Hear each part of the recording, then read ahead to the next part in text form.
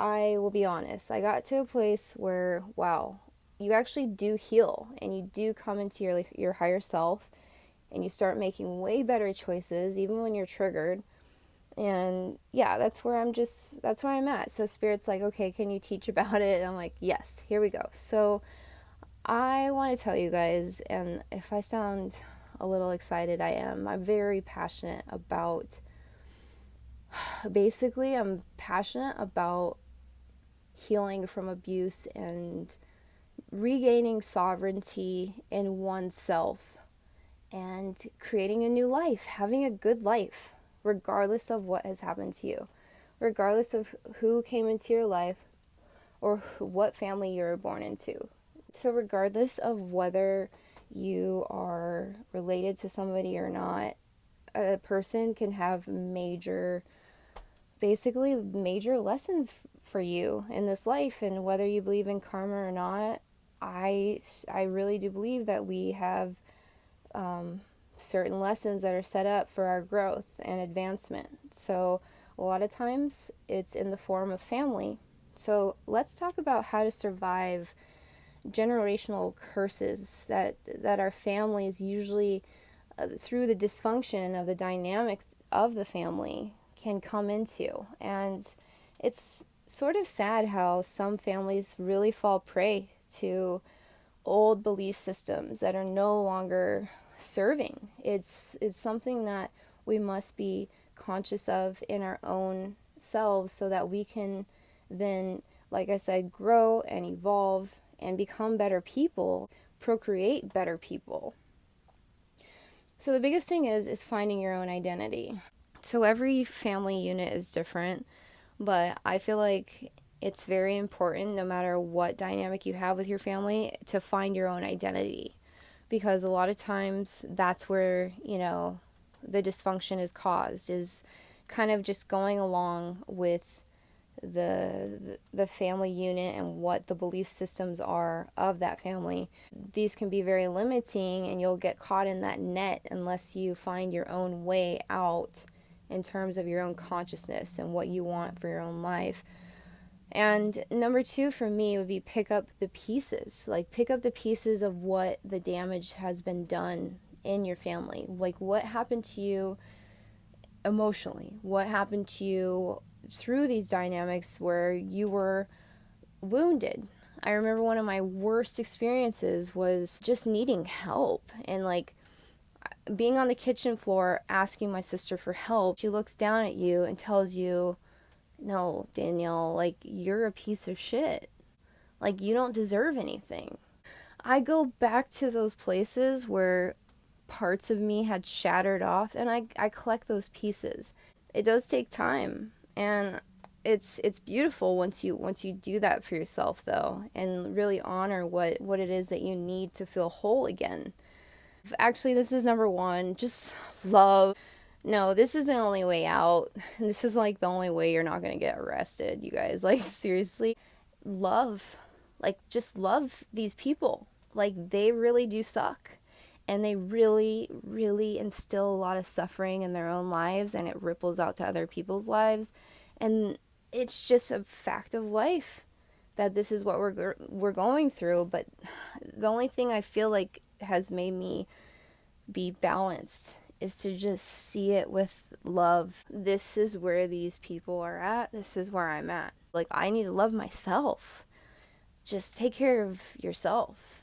And that is going to make you find yourself in way better arenas, way better places with way better people. Number four, identify like the root cause. Like, okay, so here's the thing. Like, where did this curse like come from? Why is it, why are these patterns continually acting out through our generations? It can be deadly too. There can be some serious issues and dysfunction that can potentially lead someone to, sickness, insanity. And it's very important that we talk about these things.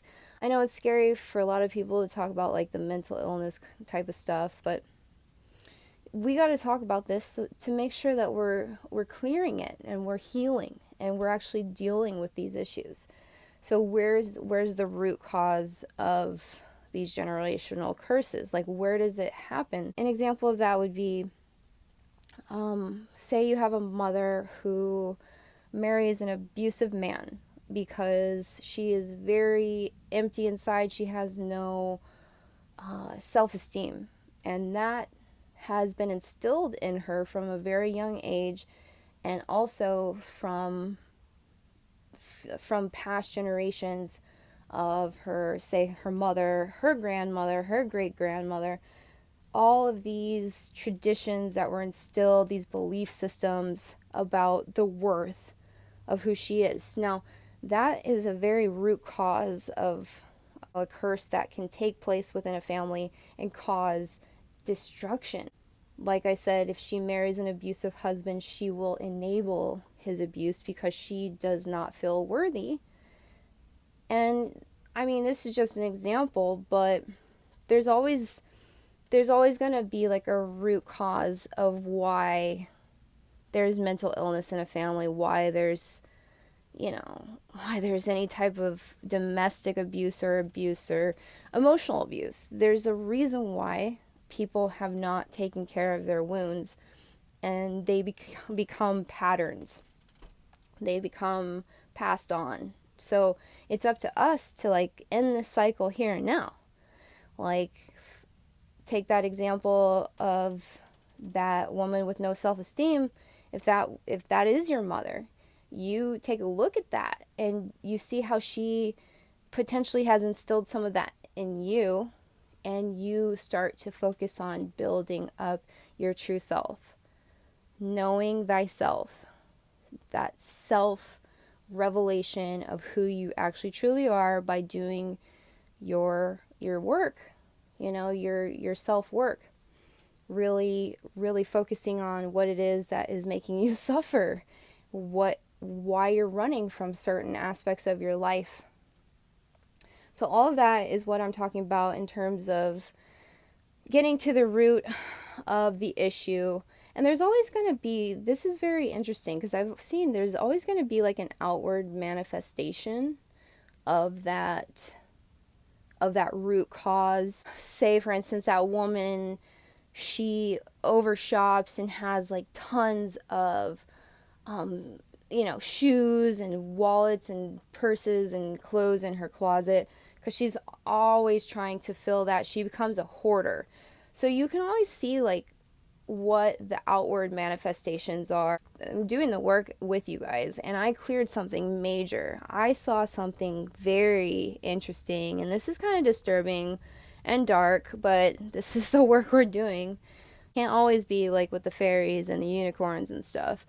This is some deep, heavy work, because you can go into somebody's space and know their energy. You can see what's going on. You can feel it, and the outward always mirrors the inner. I knew this person was super disturbed, but it wasn't until like I saw the outside of their garage, and it was all painted in like all these black splatters, and it looked like somebody just went crazy. And that was something that was sort of out of place because this person's very I would say organized and clean and kind of put together, but you'll always see an outward manifestation of what's going on inside. So that kind of was confirmation to me, like, wow, this person is going through something dark. Like, there is a disturbing energy around it. The writing's kind of on the wall, sort of a thing. So yeah, like, it doesn't hurt to kind of look for those clues to see what needs to be sort of dealt with and sort of acknowledged. And that's how you really truly survive these really deep, embedded, harsh realities about family dynamics.